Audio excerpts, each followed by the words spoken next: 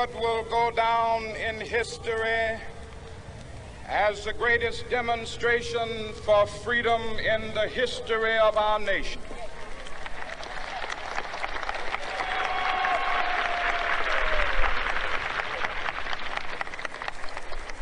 Five score years ago, a great American in whose symbolic shadow we stand today signed the Emancipation Proclamation. This momentous decree came as a great beacon light of hope to millions of Negro slaves who had been seared in the flames of withering injustice. It came as a joyous daybreak to end the long night of their captivity. But 100 years later, the Negro still is not free. 100 years later, the life of the Negro is still sadly crippled by the manacles of segregation and the chains of discrimination. 100 years later, the Negro lives on a lonely island of poverty. I have a dream that one day this nation will rise up and live out the true meaning of its creed.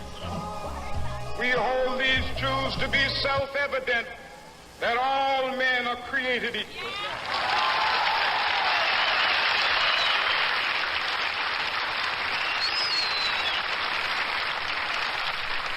I have a dream that one day on the red hills of Georgia, sons of former slaves and the sons of former slave owners will they be able to sit down together at the table of brotherhood.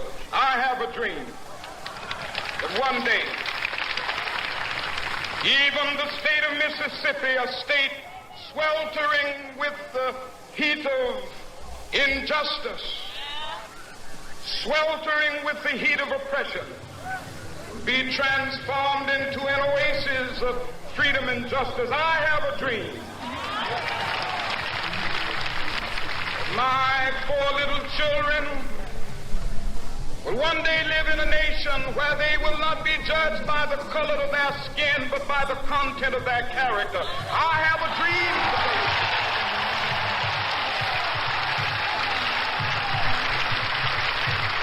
I have a dream that one day, down in Alabama, with its vicious racists, with its governor having his lips dripping with the words of interposition and nullification.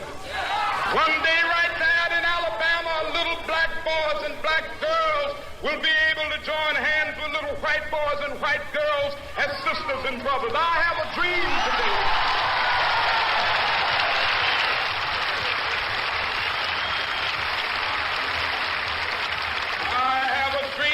One day every valley shall be exalted, and every hill and mountain shall be made low. The rough places will be made plain, and the crooked places will be made straight. And the glory of the Lord shall be revealed, and all flesh shall see it together. This is our hope. This is the faith that I go back to the South with. With this faith, we will be able to hew out of the mountain of despair a stone of hope. With this faith, we will be able to transform the jangling discords of our nation into a beautiful symphony of brotherhood. With this faith, we will be able to work together, to pray together, to struggle together, to go to jail together, to stand up for freedom together, knowing that we will be free one day.